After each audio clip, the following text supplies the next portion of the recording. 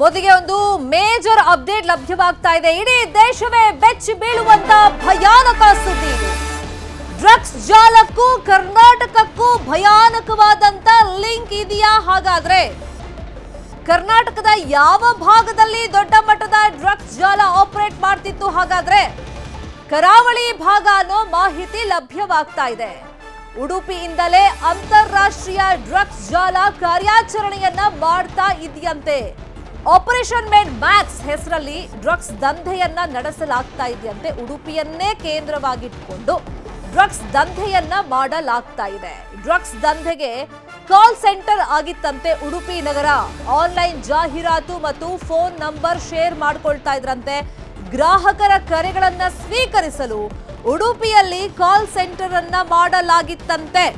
ಇನ್ನು ಉಡುಪಿಯಲ್ಲಿ ತಮಿಳುನಾಡು ಮೂಲದ ವ್ಯಕ್ತಿ ಇದನ್ನ ಆಪರೇಟ್ ಮಾಡ್ತಾ ಇದ್ದ ಅನ್ನೋ ಮಾಹಿತಿ ಲಭ್ಯವಾಗಿದೆ. ಉಡುಪಿಯಲ್ಲಿ ಜಾಯಲ್ ಅಲ್ಬಾ ಎಂಬಾತನಿಂದ ಈ ಆಪರೇಷನ್ ನಡೀತಾ ಇತ್ತಂತೆ. ಕಳೆದ ಮೇನಲ್ಲಿ ಉಡುಪಿಯಿಂದಲೇ 8 ಜನರನ್ನ ಈ ಡ್ರಗ್ಸ್ ಮಾಫಿಯಾಗೆ ಸಂಬಂಧಪಟ್ಟಂತೆ ಅರೆಸ್ಟ್ ಮಾಡಲಾಗಿತ್ತು. ಇನ್ನು ಭಾರತ ಅಷ್ಟೇ ಅಲ್ಲ, 4 ಖಂಡಗಳಿಗೆ ಡ್ರಗ್ಸ್ ಅನ್ನ ಈ ಜಾಲ ಪೂರೈಕೆ ಮಾಡ್ತಾ ಇತ್ತಂತೆ. ಅಮೆರಿಕ, ಆಸ್ಟ್ರೇಲಿಯಾ ಸೇರಿದಂತೆ 10ಕ್ಕೂ ಹೆಚ್ಚು ದೇಶಗಳಿಗೆ ಇಲ್ಲಿಂದ ಡ್ರಗ್ಸ್ ಪೂರೈಕೆ ಆಗ್ತಿತ್ತು ಅನ್ನೋ ಮಾಹಿತಿ ಲಭ್ಯವಾಗಿದೆ. ಕಳೆದ ಮೇನಲ್ಲಿ ದೆಹಲಿಯಲ್ಲಿ ಎನ್ಸಿಬಿ ಕಾರ್ಯಾಚರಣೆಯನ್ನ ನಡೆಸಲಾಗಿತ್ತು. ಆಗ ದೆಹಲಿ, ಜೈಪುರ, ರೂರ್ಕಿಯಲ್ಲೂ ಡ್ರಗ್ಸ್ ದಂಧೆಕೋರರ ಬಂಧನವನ್ನ ಮಾಡಲಾಗಿತ್ತು. ದೆಹಲಿ ಮೂಲಕ ಇತರೆ ದೇಶಗಳಿಗೆ ಡ್ರಗ್ಸ್ ಅನ್ನ ಈ ಜಾಲ ಸರಬರಾಜು ಮಾಡ್ತಾ ಇತ್ತು. ಮೇನಲ್ಲಿ ಎನ್ಸಿಬಿಯಿಂದ ದೆಹಲಿ ಮೂಲದ ಮುಖ್ಯಸ್ಥನನ್ನ ಬಂಧಿಸಲಾಗಿದೆ. ಉಡುಪಿಯನ್ನ ಕೇಂದ್ರವಾಗಿ ಇಟ್ಕೊಂಡಿತ್ತು ಈ ಜಾಲ. 10ಕ್ಕೂ ಹೆಚ್ಚು ದೇಶಗಳಿಗೆ ಡ್ರಗ್ಸ್ ಅನ್ನ ಸಪ್ಲೈ ಮಾಡಲಾಗ್ತಾ ಇತ್ತು. ಅಂದ್ರೆ ಇಲ್ಲಿ ಆನ್ಲೈನ್ ಮುಖೇನ ಬುಕಿಂಗ್ ಮಾಡೋದಕ್ಕೆ, ಕರೆಗಳನ್ನ ಸ್ವೀಕರಿಸೋದಕ್ಕೆ, ಆರ್ಡರ್ಗಳನ್ನ ತಗೊಳ್ಳೋದಕ್ಕೆ ಡ್ರಗ್ಸ್ ವಿಷಯವಾಗಿ ಉಡುಪಿಯಲ್ಲಿ ಕಾಲ್ ಸೆಂಟರ್ ಅನ್ನ ನಡೆಸಲಾಗ್ತಾ ಇತ್ತು ಅಂತ ಹೇಳಿ ಮಹತ್ವದ ಒಂದು ಮಾಹಿತಿ ಲಭ್ಯವಾಗಿದೆ. ಡ್ರಗ್ಸ್ ಜಾಲದ ಕರಾಳತೆ ಬಟಾ ಬಯಲಾಗಿದೆ. ಇನ್ನು ಉಡುಪಿ ಭಾಗದಲ್ಲಿ ನಾವು ನೋಡೋದಾದ್ರೆ ಬೇರೆ ರಾಜ್ಯದವರು, ಬೇರೆ ದೇಶದ ಸಾಕಷ್ಟು ಜನ ವಿದ್ಯಾರ್ಥಿಗಳಿದ್ದಾರೆ. ಮತ್ತೆ ಕನೆಕ್ಟಿವಿಟಿ ವೈಸ್ ನಾವು ನೋಡೋದಾದ್ರೆ ಥ್ರೂ ಏರ್ ಇರ್ಬೋದು, ಹಾಗೇನೆ ಥ್ರೂ ಬಸ್ ಇರ್ಬೋದು, ಹಾಗೇನೆ ಟ್ರೈನ್ ಮುಖಾಂತರ ಇರ್ಬೋದು. ಇನ್ನು ಬಂದರು ಕೂಡ ಇರೋದ್ರಿಂದ, ಕರಾವಳಿ ಭಾಗ ಆಗಿರೋದ್ರಿಂದ ಟ್ರಾನ್ಸ್ಪೋರ್ಟೇಷನ್ ವೈಸ್ ಕೂಡ ಸಾಕಷ್ಟು ಸೌಲಭ್ಯ ಆ ಭಾಗಕ್ಕಿದೆ. ಇನ್ನು ದೇಶದಲ್ಲಿನ ಡ್ರಗ್ಸ್ ಜಾಲದ ಬಗ್ಗೆ ಕೇಂದ್ರ ಸರ್ಕಾರಕ್ಕೆ ಶಾಕ್ ಎದುರಾಗಿದೆ. ದಂಧೆಕೋರರನ್ನ ಅರೆಸ್ಟ್ ಮಾಡಿದ ಬಗ್ಗೆ ಅಮಿತ್ ಶಾ ಅವರು ಒಂದು ಮಹತ್ವದ ಪೋಸ್ಟ್ ಅನ್ನ ಹಾಕಿದ್ದಾರೆ. ಕೇಂದ್ರ ಗೃಹ ಸಚಿವ ಅಮಿತ್ ಶಾ ಅವರು ಒಂದು ಕಳವಳವನ್ನ ವ್ಯಕ್ತಪಡಿಸಿ, ಆತಂಕವನ್ನ ವ್ಯಕ್ತಪಡಿಸಿ ಈ ದಂಧೆ ಬಗ್ಗೆ, ಬಂಧನಕೋರರ ಬಗ್ಗೆ ಪೋಸ್ಟ್ ಅನ್ನ ಹಾಕಿದ್ದಾರೆ. ಎನ್ಸಿಬಿ ಕಾರ್ಯಾಚರಣೆ ಬಗ್ಗೆ ಅಮಿತ್ ಶಾ ಪೋಸ್ಟ್ ಅನ್ನ ಹಾಕಿದ್ದಾರೆ. 4 ಖಂಡಗಳಲ್ಲಿ ಡ್ರಗ್ಸ್ ಜಾಲ ಹಬ್ಕೊಂಡಿತ್ತು. 10ಕ್ಕೂ ಅಧಿಕ ದೇಶಗಳಿಗೆ ಡ್ರಗ್ಸ್ ಅನ್ನ ಪೂರೈಕೆ ಮಾಡಲಾಗ್ತಾ ಇತ್ತು. ಎನ್ಸಿಬಿ ಕಾರ್ಯಾಚರಣೆ ಬಗ್ಗೆ ಕೇಂದ್ರ ಗೃಹ ಸಚಿವ ಅಮಿತ್ ಶಾ ಎಕ್ಸ್ ನಲ್ಲಿ ಮಾಹಿತಿಯನ್ನ ಕೊಟ್ಟಿದ್ದಾರೆ. ಅದು ನಮ್ಮ ಕರಾವಳಿಯನ್ನ ಅವರು ಕಾಲ್ ಸೆಂಟರ್ ಮಾಡ್ಕೊಂಡಿದ್ರು. ಈ ಜಾಲದ ಮೆಂಬರ್ಸ್ ಇಲ್ಲಿ ಕುತ್ಕೊಂಡೇ ಸಾಕಷ್ಟು ಆಪರೇಷನ್ ಅನ್ನ ಮಾಡಿದ್ದಾರೆ, ಆಪರೇಟ್ ಮಾಡ್ತಾ ಇದ್ರು. ಆನ್ಲೈನ್ ಬುಕಿಂಗ್ ಇರ್ಬೋದು, ಡ್ರಗ್ಸ್ ಅನ್ನ ಸಪ್ಲೈ ಮಾಡೋದಿರ್ಬೋದು, ಈ ಎಲ್ಲ ಚಟುವಟಿಕೆಗಳನ್ನ ಮಾಡ್ತಾ ಇದ್ರು ಉಡುಪಿಯಿಂದ ಅಂತ ಮಾಹಿತಿಗಳು ಸಿಕ್ಕಿದೆ. ಈ ಬಗ್ಗೆ ಎನ್ಸಿಬಿ ದಾಳಿ ಇರ್ಬೋದು, ಇನ್ನು ಈ ಜಾಲದಲ್ಲಿ ಯಾರೆಲ್ಲ ಸಕ್ರಿಯರಾಗಿದ್ರು ಅವರನ್ನ ಬಂಧಿಸಿರೋ ಬಗ್ಗೆ ಕೇಂದ್ರ ಗೃಹ ಸಚಿವ ಅಮಿತ್ ಶಾ ಅವರು ಎಕ್ಸ್ ನಲ್ಲಿ ಪೋಸ್ಟ್ ಅನ್ನ ಹಾಕಿದ್ದಾರೆ. ಇಲ್ಲಿ ಎನ್ಸಿಬಿಯ ಕಾರ್ಯಾಚರಣೆಯ ಬಗ್ಗೆ ಅವರು ಶ್ಲಾಘನೆಯನ್ನ ವ್ಯಕ್ತಪಡಿಸಿದ್ದಾರೆ. ಜೊತೆಗೆ ಇಲ್ಲಿಂದಲೇ ಅಂದ್ರೆ ಭಾರತದಿಂದಲೇ ಗ್ಲೋಬಲ್ ಲೆವೆಲ್ ನಲ್ಲಿ 10ಕ್ಕೂ ಅಧಿಕ ದೇಶಗಳಿಗೆ ಇಲ್ಲಿಂದಲೇ ಡ್ರಗ್ಸ್ ಅನ್ನ ಸಪ್ಲೈ ಮಾಡ್ತಾ ಇದ್ದ ಬಗ್ಗೆ ಕಳವಳವನ್ನು ಕೂಡ ವ್ಯಕ್ತಪಡಿಸಿದ್ದಾರೆ. ಡ್ರಗ್ಸ್ ಜಾಲದ ಬಗ್ಗೆ ಕೇಂದ್ರ ಸರ್ಕಾರ ಕೂಡ ಈಗ ಶಾಕ್ಗೆ ಒಳಗಾಗಿದೆ. ಇನ್ನು ಆರೋಪಿಗಳ ಬಂಧನದ ಬಗ್ಗೆ, ಈ ಬಗ್ಗೆ ಇವತ್ತು ನಿನ್ನೆಯಿಂದ ಕಾರ್ಯಾಚರಣೆ ಆಗ್ತಿರೋದಲ್ಲ, ವರ್ಷಗಳಿಂದಲೂ ಕಾರ್ಯಾಚರಣೆಯನ್ನ ನಿರಂತರವಾಗಿ ಮಾಡಲಾಗ್ತಾ ಇದೆ. ಅರೆಸ್ಟ್ ಮಾಡ್ದಂಗೂ ಈ ಜಾಲ ದೊಡ್ಡ ಮಟ್ಟದಲ್ಲಿ ಬೆಳ್ಕೊಂಡು ಹೋಗ್ತಾ ಇದೆ. ಇದಕ್ಕೆ ಕಡಿವಾಣವನ್ನ ಹಾಕುವಂತ ನಿಟ್ಟಿನಲ್ಲಿ ಸಾಕಷ್ಟು ಕ್ರಮಗಳನ್ನು ಕೂಡ ಸರ್ಕಾರ, ಪೊಲೀಸ್ ಇಲಾಖೆ ಕೈಗೊಳ್ತಲೇ ಇದೆ. ಇದೇ ವಿಷಯವಾಗಿ ಇನ್ನಷ್ಟು ಡೀಟೇಲ್ ಆಗಿ ಇನ್ಫಾರ್ಮೇಶನ್ ಅನ್ನ ಕೊಡ್ತಾ ಹೋಗೋದಕ್ಕೆ ನೇರ ಸಂಪರ್ಕದಲ್ಲಿ ಕನೆಕ್ಟ್ ಆಗಿದ್ದಾರೆ ನಮ್ಮ ರಿಪೋರ್ಟರ್ ಕಿಶನ್ ಶೆಟ್ಟಿ. ಕಿಶನ್ ಶೆಟ್ಟಿ, ನಿಜಕ್ಕೂ ಆತಂಕ ಪಡುವಂತ ವಿಷಯ. ಇಷ್ಟು ದಿನ ನಾವು ನೋಡ್ತಾ ಇದ್ವಿ, ಸಪ್ಲೈ ಬೇರೆ ಕಡೆಯಿಂದ ಆಗ್ತಾ ಇತ್ತು, ಬೇರೆ ಕಡೆಯಿಂದ ಬಂದವರು ಇಲ್ಲಿ ಅದನ್ನ ಡಿಸ್ಟ್ರಿಬ್ಯೂಟ್ ಮಾಡ್ತಾ ಇದ್ರು ವಿದ್ಯಾರ್ಥಿಗಳನ್ನ ಟಾರ್ಗೆಟ್ ಮಾಡಿ ಅಂತೇಳಿ. ಆದ್ರೆ ಉಡುಪಿಯನ್ನೇ ಕಾಲ್ ಸೆಂಟರ್ ಮಾಡ್ಕೊಂಡಿದ್ರು. ಇಲ್ಲಿಂದ ಬೇರೆ ಬೇರೆ ದೇಶಗಳಿಗೆ ಯಾವ ತರ ಸಪ್ಲೈ ಆಗ್ತಾ ಇತ್ತು, ಏನೆಲ್ಲ ಮಾಹಿತಿಗಳು ಸಿಕ್ಕಿದೆ ಈ ಡ್ರಗ್ಸ್ ಜಾಲದ ಬಗ್ಗೆ? ಶರ್ಮಿತಾ, ಕರಾವಳಿಯಲ್ಲಿ ಡ್ರಗ್ಸ್ ಜಾಳ ಆಳವಾಗಿ ಬೇರೂರಿರುವುದು ಈ ಹಿಂದೆ ಕೂಡ ಹಲವು ಪ್ರಕರಣಗಳಲ್ಲಿ ಬೆಳಕಿಗೆ ಬಂದ್ರೆ, ಆದ್ರೆ ಅಂತಾರಾಷ್ಟ್ರೀಯ ಮಟ್ಟದಲ್ಲಿ ಇಷ್ಟು ದೊಡ್ಡ ದಂಧೆ ಅದು ಉಡುಪಿ ಮೂಲದಿಂದ ಆಗ್ತಾ ಇತ್ತು ಅನ್ನೋದು ಎಲ್ರಿಗೂ ಕೂಡ ಶಾಕ್ ಮೂಡಿಸುವಂತ ವಿಚಾರ. ಸ್ವತಃ ಗೃಹ ಸಚಿವ ಅಮಿತ್ ಶಾ ಅವರೇ ಈ ವಿಚಾರವನ್ನ ಈಗ ಬೆಳಕಿಗೆ ತಂದಿರುವಂತದ್ದು. NCB ಮಾಡಿರುವಂತಹ ಅತಿ ದೊಡ್ಡ ಕಾರ್ಯಾಚರಣೆ ಇದು ಅಂತ ಹೇಳಿ ಈಗ ಹೇಳಲಾಗ್ತಾ ಇದೆ. ಪ್ರಮುಖವಾಗಿ ಉಡುಪಿಯನ್ನ ಕೇಂದ್ರವಾಗಿಸಿಕೊಂಡು 4 ಉಪಖಂಡಗಳು 10 ರಾಷ್ಟ್ರಗಳಿಗೆ ಡ್ರಗ್ಸ್ ಜಾಲವನ್ನು ವಿಸ್ತಾರ ಮಾಡಲಾಗಿತ್ತು ಮತ್ತು ಮಾರಾಟವನ್ನು ಕೂಡ ಇದೇ ಮೂಲಕವಾಗಿ ಮಾಡಲಾಗಿತ್ತು ಎಂಬ ವಿಚಾರ ಬೆಳಕಿಗೆ ಬರ್ತಾ ಇರುವಂತದ್ದು. ಒಟ್ಟು 8 ಮಂದಿ ಆರೋಪಿಗಳ ಇದರಲ್ಲಿ ಬಂಧನ ಮಾಡಿದ್ದಾರೆ. ಉಡುಪಿಯಲ್ಲಿ ಕಾಲ್ ಸೆಂಟರ್ ಮುಖಾಂತರವಾಗಿ ಬೇರೆ ಬೇರೆ ರಾಷ್ಟ್ರಗಳ ಡ್ರಗ್ಸ್ ಡೀಲರ್ಗಳಿಗೆ ಸಂಪರ್ಕವನ್ನ ಮಾಡ್ತಾ ಇದ್ದಂತಹ ತಮಿಳುನಾಡಿನ ಜಾಯಲ್ ಆಲ್ಬಾ ಎಂಬಾತನನ್ನ ಕೂಡ ಪೊಲೀಸರು ಬಂಧನ ಮಾಡಿದ್ದಾರೆ. ಈ ಮೂಲಕವಾಗಿ ದಕ್ಷಿಣ ಕನ್ನಡ ಮತ್ತು ಉಡುಪಿ ಜಿಲ್ಲೆಯಲ್ಲಿ ಡ್ರಗ್ಸ್ ಜಾಲ ಹೇರಳವಾಗಿದೆ ಮತ್ತು ಆಳವಾಗಿ ಬೇರೂರಿದೆ ಅನ್ನೋದಕ್ಕೆ ಇದೊಂದು ಪ್ರಮುಖವಾಗಿ ಸಾಕ್ಷ್ಯವನ್ನು ಒದಗಿಸುತ್ತೆ. ಪ್ರಮುಖವಾಗಿ ಆಪರೇಷನ್ ಮೇಡ್ ಮ್ಯಾಕ್ಸ್ ಎಂಬ ಹೆಸರಿನಲ್ಲಿ ಈ ಡ್ರಗ್ಸ್ ಜಾಲ ಕಾರ್ಯಾಚರಣೆಯನ್ನ ಮಾಡ್ತಾ ಇತ್ತು. ಯಾರಿಗೂ ತಿಳಿದಂತೆ ಕಳೆದ ಹಲವಾರು ವರ್ಷಗಳಿಂದ ಈ ಕಾರ್ಯಾಚರಣೆಯನ್ನು ಮಾಡ್ತಾ ಇತ್ತು. ದೆಹಲಿ, ಜೈಪುರ ಮತ್ತು ದೇಶದ ಬೇರೆ ಬೇರೆ ಭಾಗಗಳಲ್ಲಿ ಇದರ ಡ್ರಗ್ಸ್ ಜಾಲ ಇರುವಂಥದ್ದು. ಪ್ರಮುಖವಾಗಿ ಎಲ್ಲ ಜಾಲಗಳನ್ನು ಹೊಂದಿಸೋಕೆ ಸಂಪರ್ಕದ ಕೊಂಡಿಯನ್ನ ಮಾಡೋಕೆ ಆಗಿರುವಂಥದ್ದು. ಉಡುಪಿಯಿಂದ ಕಾಲ್ ಸೆಂಟರ್ ಮೂಲಕವಾಗಿ ಬೇರೆ ಬೇರೆ ರಾಷ್ಟ್ರಗಳ ಡ್ರಗ್ಸ್ ಡೀಲರ್ ಜೊತೆ ಸಂಪರ್ಕವನ್ನ ಮಾಡ್ತಾ ಇದ್ರು ಎಂಬ ಮಾಹಿತಿ ಸದ್ಯಕ್ಕೆ ಲಭ್ಯ ಆಗ್ತಾ ಇದೆ. ಕಳೆದ ಮೇ ತಿಂಗಳಲ್ಲಿ NCB ಅತಿ ದೊಡ್ಡ ಕಾರ್ಯಾಚರಣೆಯನ್ನು ಮಾಡಿತ್ತು. ಈ ಕಾರ್ಯಾಚರಣೆಯನ್ನ ಮಾಡುವಂತ ಸಂದರ್ಭದಲ್ಲಿ ಇದು ರಾಷ್ಟ್ರದ ಒಳಭಾಗದಲ್ಲಿ ನಡೆತಿರುವಂತಹ ವಿಚಾರ ಅನ್ನೋದು ಮೇಲ್ನೋಟಕ್ಕೆ ಗೊತ್ತಾಗಿತ್ತು. ಆದ್ರೆ ಇದರ ಹಿನ್ನೆಲೆಯನ್ನು ಗಮನಿಸ್ತಾ ಹೋದ್ರೆ ಈ ಪ್ರಕರಣದ ಬಗ್ಗೆ ಆಳವಾಗಿ ಮತ್ತಷ್ಟು ಜಾಲಾಡಿದಂತ ಸಂದರ್ಭದಲ್ಲಿ 4 ಖಂಡಗಳು 10 ರಾಷ್ಟ್ರಗಳು, ಅದು ಅಮೆರಿಕ, ಆಸ್ಟ್ರೇಲಿಯಾ ಸೇರಿದಂತೆ 10 ರಾಷ್ಟ್ರಗಳಿಗೆ ಈ ಡ್ರಗ್ಸ್ ಜಾಲ ಸಂಪರ್ಕವನ್ನ ಮಾಡಿರೋದು ಕೂಡ ಗೊತ್ತಾಗಿರುವಂತದ್ದು. ಹಾಗಾಗಿ ಇದರ ಹಿಂದೆ ಮತ್ತೆ ಯಾರು ಇದ್ದಾರೆ ಎಂಬುದರ ಬಗ್ಗೆ ಪೊಲೀಸರು ಈಗ ತನಿಖೆಯನ್ನ ಮಾಡ್ತಾ ಇದ್ದಾರೆ. NCB ಸ್ಥಳೀಯ ಪೊಲೀಸರ ನೆರವಿನೊಂದಿಗೆ ಉಡುಪಿಯ ಕಾಲ್ ಸೆಂಟರ್ ನಲ್ಲಿ ಹೇಗೆಲ್ಲ ಕಾರ್ಯಾಚರಣೆ ಆಗ್ತಾ ಇತ್ತು ಮತ್ತು ಇದ್ರ ಜೊತೆಗೆ ಯಾರೆಲ್ಲ ಇದ್ರು ಎಂಬುದರ ಬಗ್ಗೆ ಮಾಹಿತಿಯನ್ನು ಕೂಡ ಕಲೆ ಹಾಕ್ತಾ ಇದ್ದಾರೆ. ಮಂಗಳೂರಲ್ಲಿ ಕೂಡ ನಾವು ಗಮನಿಸಿದ್ವಿ, ಈ ಹಿಂದೆ ಕಳೆದ 4-5 ತಿಂಗಳ ಹಿಂದೆ ಅಂತಾರಾಷ್ಟ್ರೀಯ ಮಟ್ಟದ ಡ್ರಗ್ಸ್ ಜಾಲ ಒಂದು ಬೆಳಕಿಗೆ ಬಂದಿತ್ತು. ದೆಹಲಿಯಿಂದ ಮಂಗಳೂರು ಸೇರಿದಂತೆ ನಮ್ಮ ದೇಶದ ಬೇರೆ ಬೇರೆ ಭಾಗಗಳಿಗೆ ಡ್ರಗ್ಸ್ ಸಂಪರ್ಕ ಕೂಡ ಆಗಿತ್ತು. ಇದರಲ್ಲಿ ನೈಜೀರಿಯಾ ಮೂಲದ 2 ಪ್ರಜೆಗಳನ್ನ ಬಂಧನ ಮಾಡಿದ್ರು. ಸುಮಾರು 100 kgಕ್ಕಿಂತ ಹೆಚ್ಚು ಡ್ರಗ್ಸ್ ಅನ್ನ ವಶಪಡಿಸಿಕೊಂಡಿದ್ರು. ಆ ನಂತರವಾಗಿ ಇದು ರಾಜ್ಯದ 2ನೇ ಅತಿ ದೊಡ್ಡ ಬೇಟೆ ಅನ್ನೋದು ಗೊತ್ತಾಗಿರುವಂಥದ್ದು. ಅಂತಾರಾಷ್ಟ್ರೀಯ ಮಟ್ಟದಲ್ಲಿ ಡ್ರಗ್ಸ್ ಜಾಲವನ್ನ ಮಾಡೋಕೆ ಉಡುಪಿಯನ್ನೇ ಕೇಂದ್ರವಾಗಿ ಇಟ್ಕೊಂಡಿರೋಕ್ಕೆ ಸಾಕಷ್ಟು ಕಾರಣಗಳು ಕೂಡ ಪೊಲೀಸರಿಗೆ ಕಲೆ ಹಾಕ್ತಿದ್ದಾರೆ. ಯಾಕೆಂದ್ರೆ ಉಡುಪಿಯಲ್ಲಿ ದೇಶದ ಹಲವು ಭಾಗ, ವಿದೇಶದ 100 ವಿದ್ಯಾರ್ಥಿಗಳು ಕೂಡ ಕಲಿತಿದ್ದಾರೆ. ಒಂದು ರೀತಿಯಾಗಿ ಶೈಕ್ಷಣಿಕ ಕೇಂದ್ರವಾಗಿ ಇಡೀ ರಾಷ್ಟ್ರದಲ್ಲಿ ಗಮನವನ್ನ ಸೆಳೆದಿರುವಂಥದ್ದು ಉಡುಪಿ. ಹಾಗಾಗಿ ಇದೇ ವಿಚಾರವನ್ನು ಇಟ್ಕೊಂಡು ವಿದ್ಯಾರ್ಥಿಗಳಿಗೆ ಡ್ರಗ್ಸ್ ಸಪ್ಲೈ ಜೊತೆಗೆ ಅಂತಾರಾಷ್ಟ್ರೀಯ ಮಟ್ಟದಲ್ಲಿ ಆ ವಿದ್ಯಾರ್ಥಿಗಳ ನೆರವಿನೊಂದಿಗೆ ಡ್ರಗ್ಸ್ ಜಾಲವನ್ನು ವಿಸ್ತಾರ ಮಾಡೋಕೆ ಇಷ್ಟು ದೊಡ್ಡ ಪ್ರಮಾಣದಲ್ಲಿ ಕಾರ್ಯಾಚರಣೆಯನ್ನು ಮಾಡಲಾಗ್ತಾ ಇತ್ತು ಅನ್ನೋದು ಆತಂಕಕಾರಿ ವಿಚಾರ. ಈ ನಿಟ್ಟಿನಲ್ಲಿ ಪೊಲೀಸರು ತನಿಖೆಯನ್ನ ಮಾಡ್ತಾ ಇದ್ದಾರೆ. NCB ನೇರವಾಗಿ ಇದರ ಹಿಂದೆ ಬಿದ್ದಿರೋ ಕಾರಣಕ್ಕಾಗಿ ಮತ್ತಷ್ಟು ಜನ ಆರೋಪಿಗಳು ಬಂಧನವಾಗುವಂತಹ ಸಾಧ್ಯತೆಗಳು ಇರುವಂತದ್ದು. ಶರ್ಮಿತಾ, ಸಿಎಂ ಸಿದ್ದರಾಮಯ್ಯ ಅವರಿಂದ ಅವಮಾನದ ಆರೋಪವನ್ನ ಮಾಡಿ ಸ್ವಯಂ ನಿವೃತ್ತಿಗಾಗಿ ಅರ್ಜಿಯನ್ನ ಬರೆದಿದ್ದಾರೆ ಅಡಿಷನಲ್ SP. ಧಾರವಾಡದ ಅಡಿಷನಲ್ SP ನಾರಾಯಣ ಬರಮನಿ ಅವರು ತಮಗೆ ಬೇಸರ ಆಗಿರೋ ಬಗ್ಗೆ, ಸಿದ್ದರಾಮಯ್ಯ ಅವರಿಂದಾನೇ ವೇದಿಕೆ ಮೇಲೆ ಅಪಮಾನ ಆಗಿರೋ ಬಗ್ಗೆ ಬೇಸರವನ್ನ ವ್ಯಕ್ತಪಡಿಸಿ ನನಗೆ ಸ್ವಯಂ ನಿವೃತ್ತಿ ಬೇಕು ಅಂತ ಹೇಳಿ ಅರ್ಜಿಯನ್ನ ಬರೆದಿದ್ದಾರೆ. ಸರ್ಕಾರಕ್ಕೆ ಅಡಿಷನಲ್ SP ಬರೆದಿರುವಂತಹ ಪತ್ರ ನ್ಯೂಸ್ 18ಗೆ ಲಭ್ಯವಾಗಿದೆ. ಬೆಳಗಾವಿಯಲ್ಲಿ ಘಟನೆ ಆಯಿತು, ನನಗೆ ಯಾರೂ ಸಾಂತ್ವನವನ್ನ ಹೇಳೋ ಕೆಲಸನೇ ಮಾಡಲಿಲ್ಲ. ಸಿಎಂ ನನ್ನ ಮೇಲೆ ಕೈ ಎತ್ತಿದ್ರಿಂದ ನನಗೆ ತುಂಬಾ ನೋವಾಯಿತು. ವೇದಿಕೆ ಮೇಲೇನೆ ಕಪಾಳ ಮೋಕ್ಷ ಮಾಡಕ್ ಬಂದ್ರು, ಬೈದ್ರು ನನಗೆ ಬಹಿರಂಗವಾಗಿ ಎಲ್ಲರೂ ಮುಂದೆನೆ. ಅದಾದ್ಮೇಲೆ ಆ ಘಟನೆ ಆದ್ಮೇಲೆ ತುಂಬಾ ಮನಸ್ಸಿಗೆ ಬೇಜಾರಾಗಿತ್ತು. ಮಡದಿ ಮಕ್ಕಳ ದುಃಖ ಕಟ್ಟೆ ಹೊಡೆದಿತ್ತು. ಸಿಎಂ ನಡೆ ನನ್ನನ್ನ ಮಾನಸಿಕವಾಗಿ ಕುಗ್ಗುವಂತೆ ಮಾಡಿದೆ. ಭದ್ರತೆ ವಿಚಾರದಲ್ಲಿ ನನ್ನಿಂದ ಯಾವುದೇ ಲೋಪ ಆಗಿರಲಿಲ್ಲ. ನನ್ನ ಕರ್ತವ್ಯವನ್ನ ನಾನು ಶ್ರದ್ಧೆ ಪ್ರಾಮಾಣಿಕತೆಯಿಂದ ಮಾಡಿದ್ದೀನಿ. ನನ್ನಂತ ಅಧಿಕಾರಿಗಳಿಗೆ ಹಿಂಗಾದ್ರೆ ಏನು ಕತೆ ಅಂತ ಹೇಳಿ ಪತ್ರದಲ್ಲಿ ಉಲ್ಲೇಖವನ್ನು ಮಾಡಿದ್ದಾರೆ. ಗೃಹ ಇಲಾಖೆಗೆ 3 ಪುಟಗಳ ಸುದೀರ್ಘ ಕಾರಣಗಳನ್ನು ಕೊಟ್ಟು ಪತ್ರವನ್ನ ಸಲ್ಲಿಕೆ ಮಾಡಿದ್ದಾರೆ. ಸಿಎಂ, ಗೃಹ ಸಚಿವ, ಹಿರಿಯ ಅಧಿಕಾರಿಗಳ ಸಂಧಾನಕ್ಕೆ ಮಣಿಯದೆ ಸರ್ಕಾರದ ಮುಖ್ಯ ಕಾರ್ಯದರ್ಶಿಗೆ ಅಡಿಷನಲ್ SP ಪತ್ರವನ್ನ ಬರೆದಿದ್ದಾರೆ. ಗೃಹ ಸಚಿವರು ಹಾಗೂ ಸಿಎಂ ಮನವೊಲಿಕೆಗೂ ಅಧಿಕಾರಿ ಮಣಿದಿಲ್ಲ.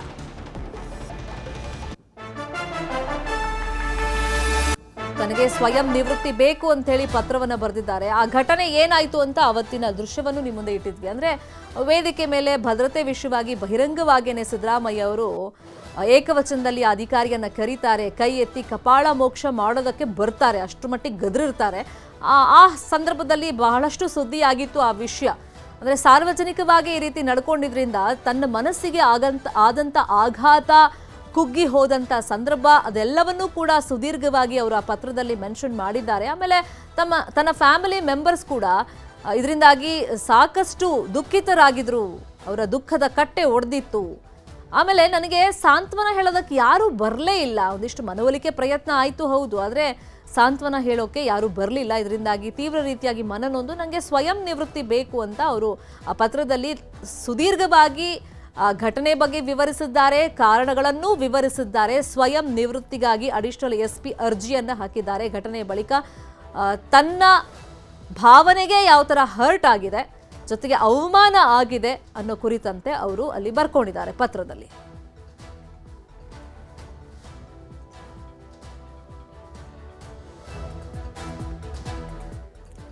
ಇನ್ನು ಸ್ವಯಂ ನಿವೃತ್ತಿಗೆ ಅಡಿಷನಲ್ SP ಪತ್ರವನ್ನ ಬರೆದಿರುವ ವಿಷಯವಾಗಿ ರಾಜಕೀಯ ಜಟಾಪಟಿಗಳು ಕೂಡ ಜೋರಾಗಿ ನಡೀತಾ ಇದೆ. ರಾಜ್ಯ ಸರ್ಕಾರದ ಮೇಲೆ ಬಿಜೆಪಿ ನಾಯಕರು ಮುಗಿಬಿದ್ದಿದ್ದಾರೆ. ಸಿದ್ದರಾಮಯ್ಯ ಅಧಿಕಾರಿಯ ಕ್ಷಮೆ ಕೇಳಬೇಕು ಅಂತ ಹೇಳಿ ಯತ್ನಾಳ್ ಆಗ್ರಹವನ್ನ ಮಾಡಿದ್ದಾರೆ.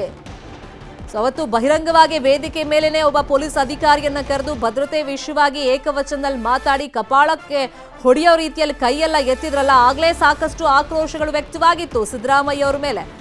ಇದೀಗ ಆ ಘಟನೆ ತನಗೆ ಮಾನಸಿಕವಾಗಿ ಎಷ್ಟು ಕುಗ್ಗುವಂತೆ ಮಾಡಿದೆ, ನಿವೃತ್ತಿ ತನಕನೂ ಒಬ್ರು ಪತ್ರವನ್ನ ಬರೀತಾರೆ ಅಂತ ಹೇಳಿದ ಮೇಲೆ ಇದೀಗ ರಾಜಕೀಯ ಜಟಾಪಟಿಗೂ ಕಾರಣವಾಗಿದೆ. ಒಂದ್ ಕಡೆ ಯತ್ನಾಳ ಅಧಿಕಾರಿಯ ಕ್ಷಮೆ ಕೇಳಬೇಕು ಸಿದ್ದರಾಮಯ್ಯ ಅಂತ ಆಗ್ರಹ ಮಾಡಿದ್ರೆ, ಬಿಜೆಪಿ ವಕ್ತಾರ ಅಮಿತ್ ಮಾಳವಿಯಾ ಕೂಡ ಪೋಸ್ಟ್ ಅನ್ನ ಹಾಕಿದ್ದಾರೆ. ಅಧಿಕಾರಿಯನ್ನ ಸರ್ಕಾರ ನಡೆಸಿಕೊಂಡ ರೀತಿ ಸರಿಯಲ್ಲ, ಧಾರವಾಡದ SP ವಿರುದ್ಧ ಯಾಕೆ ಕ್ರಮ ಇಲ್ಲ ಅಂತೆಲ್ಲ ಪ್ರಶ್ನೆ ಮಾಡಿದ್ದಾರೆ. ಎಕ್ಸ್ನಲ್ಲಿ ಆಗ್ರಹವನ್ನು ಮಾಡಿದ್ದಾರೆ ಬಿಜೆಪಿ ನಾಯಕರು.